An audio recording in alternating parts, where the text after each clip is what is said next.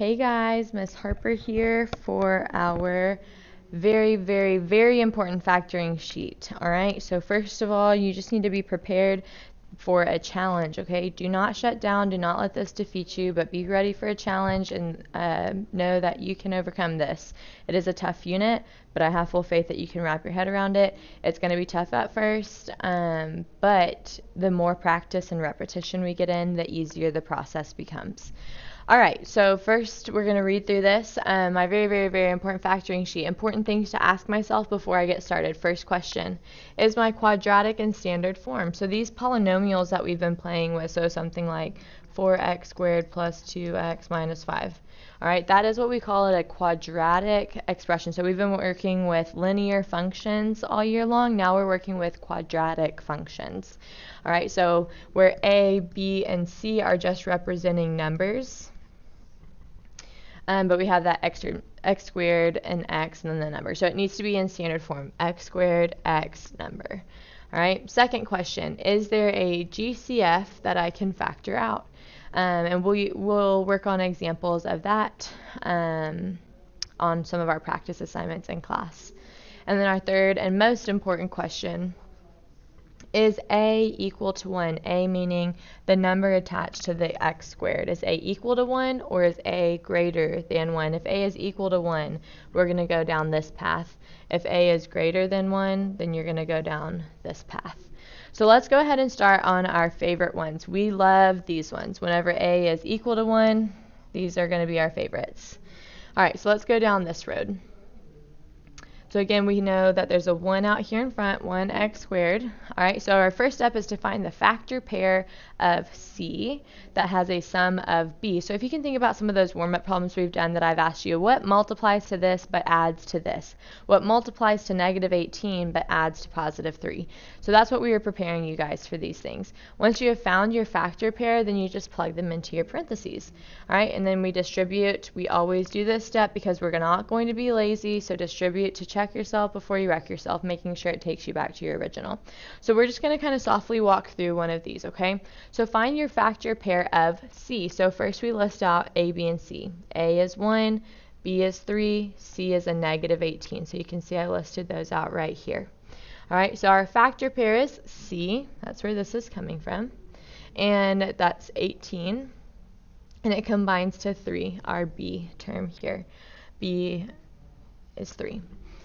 All right, so after you've done that, you're going to list out your factor pairs of 18. Now we're finding pieces to the puzzle. What multiplies to negative 18, but also adds or combines to positive 3. So 1 and 18, for example, if I did any kind of using positives and negatives, all right, obviously 1 times 18 multiplies there, but if I tried to add 1 and 18, I could get to a 19, I could get to a negative 19, I could get to a 17 or a negative 17, but it will never combine to a 3. All right, same goes for 2 and 9. I could get this to an 11, I could get it to a 7, or the negative of the 2. All right, but 3 and 6, notice how there's a difference between 3, there's a difference of 3 between 3 and 6, so that kind of gives you a hint.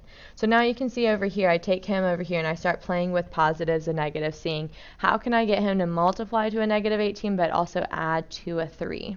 So if I just made them both positive, well that would add to a 9, so that won't work for us. If I made them both negative, it would add to a negative 9. All right, so it's got to be a combination of a positive and a negative. And then we can see right here, this is the one that works. So if you need your answer to be positive, then we need the bigger number to be positive. Negative 3 and a positive 6 is 3. Negative 3 times 6 is our negative 18. So once you have found your pieces to the puzzle, all you do is plug them in right here. Okay?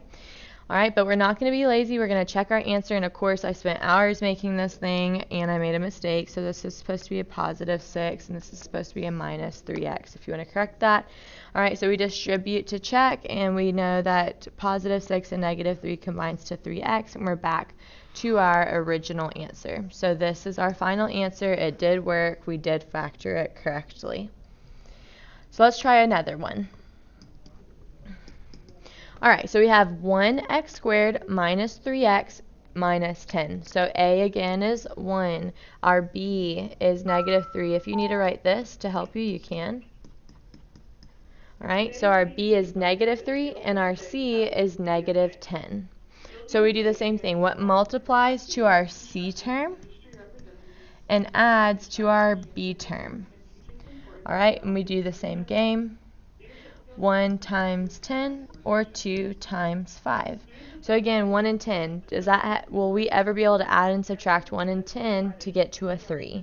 Well, no. We could get it to an 11 or a 9 or a positive or the negative of the 2. All right, but 2 and 5 is going to be our guys, so I take them over here. Now, what combination? Well, if they're both positive, that's going to equal 7, so that won't work. I got to make one of these negative. What if I did negative 2 and a positive 5? Well, that would get me to a positive 3. So I can tell right here I'm close. I just need to switch the negative. A positive 2 and a negative 5 equals negative 3, and that is going to be our pair. So once you have found your puzzle pieces, you just plug them in. This is a positive 2 and a negative 5. Now, side note, you could have also switched these around. You could also put them as, let me squeeze it in here. You could also write it as x minus 5 times x plus 2. So you can write it, these can be flipped as long as your signs are the same. Plus 2, positive 2, negative 5, negative 5. Okay, but of course we don't want to be lazy, so let's FOIL to check. So x times x will get us our x squared. X times negative 5 is negative 5x. 2 times x is positive 2x. And 2 times negative 5 is negative 10. Then we combine x squared minus 3x minus 10, and again it takes us back to our original, so that tells us we did it right, and this would be our final answer. All right, not too bad. So what I want you to do on this third one is proof that you can do it on your own. So I want you to pause the note video, try this one on your own, and then you can resume it and see how you did. All right, ready, set, pause. Alright, so if you're rejoining me, I have filled out everything. I found what I needed to multiply to and add to using my C and B. I decided that it had to be the use of a 2 and a 4. Positive 2 and positive 4 is positive 6, but I needed it to add to a negative 6. However, if I switched those signs and made them both negative, negative 2 minus 4 is a negative 6. And negative 2 times negative 4 gets me my positive 8 that it needs to multiply to. All right, so after I found those numbers, I just plug them in, x minus 2 and x minus 4. Again, you could have these switched, and you could have your negative 4 here and your negative 2 there. And then remember, we FOIL to check. We get our x squared minus 4x minus 2x plus 8. And our middle terms combine to that negative 6x we were looking for. And we are back to our original answer. So since we are correct, we can box our answer and high five ourselves. You did it! All right, let's go ahead and switch gears. Hop up over here. All right. Also, make note, don't forget about our calculator trick. If you need help finding your factor pairs, you can type into y equals on your calculator, number divided by x. Go look at your table. All right. So now it's going to be a little bit different. So whenever a is greater than 1, so when you see a problem like this, where we have a 2x squared or a 3x squared or a 5x squared, whatever it is, anytime that it's not 1, these ones are going to be a little bit more of a process, okay? So first, we find the factor pair of a times c. So we're going to multiply whatever number this is times this number, and then find what has the sum of b. We replace our b with our new factor pair, and we don't forget our variables. After we've done that, we're going to factor out our GCF, and here's a good checkpoint. The inside of both parentheses must match or you made an error. So that'll be a good checkpoint for us. We rewrite our factors and then distribute to check. So it seems like a lot. All right, so just take a deep breath and let's do this together, okay? Here we go. All right, so let's go through here looking at our steps. So first, I again identified who is who, ax squared plus bx plus c. So my a is 2, my b is 5, and my c is negative 12. All right, so find the factor pair of a times c. So right here, this is a times c, but it still combines to b. So we did 2 times negative 12, and that's where we got our negative 24. So now we find the factor pairs of negative 24 that has a chance of adding to 5. All right, these ones were all out, and we found that 3 and 8 would be our factor pair. So then same thing, I listed out all the combinations of positives and negatives that we could get to, and I found my missing puzzle piece. Now let me explain to you where this puzzle piece is coming from. So if we FOILed, remember whenever we distribute, and notice that this one would be a leading term that's not 1, okay, so something that's greater than 1. So y'all are really good at going from here to here to here. Now we're working in reverse. So what we're doing on our first step, the puzzle pieces that we are finding is these 2 puzzle pieces. So we're trying to identify what was 3x, what were the 2 numbers it was before it simplified to 3x. So what was he before he simplified? Well, he was, the puzzle pieces for him are a positive 6x and a negative 3x. All right? And if I did my first times last, our a times c, that's a negative 18. So you can see how 6 times negative 3 is negative 18, and they still add to the 3. So those are the missing pieces we're trying to find. All right, so we are going to replace our b. So what was this 5x before he became 5x? And that's the puzzle pieces that we found here. He was a negative 3x and a positive 8x. All right, and side note, you could have wrote those in different orders. You could have put 8x here and then negative 3x here. So a lot of times we'll be doing these in different orders, and that usually is going to be okay. All right, so we have replaced b with our new variables. Now in our next step, so again, we replaced our b, so here we are. Now we factor out the GCF. So if you covered up this part down here and I said, what's the GCF in this first binomial? You'd say a 1 and an x. So what we did is we took out that 1x out here to the side, and we divided out our x, and we had our leftovers inside our parentheses. Then we do the same thing here to our second binomial. What is the GCF between 8x and negative 12? Well, that would be a 4. So we took the 4 out, divided him, and we had our leftovers inside the parentheses. Now you see why we learned GCF before we started factoring. All right, after you factored out your GCF, all right, check, we have a checkpoint right here. We said our parentheses must match. Hashtag twinning. All right, so our parentheses, look at this 2x minus 3 and 2x minus 3. That is a checkpoint for you. If those are not exactly the same, that tells you that you made an error. If they are the exact same, that means you can move forward into our last step. All right, again, if these are not the same, you need to backtrack. That means you probably didn't take out the correct GCF.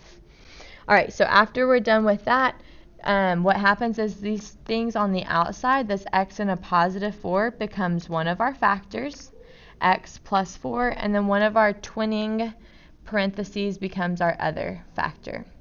All right, and then right here, I FOILed to check. We got back to our original answer, and we are happy about that.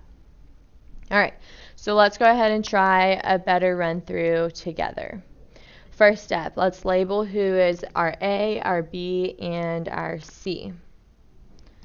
All right, so A is 6, B is negative 7, and C is negative 5.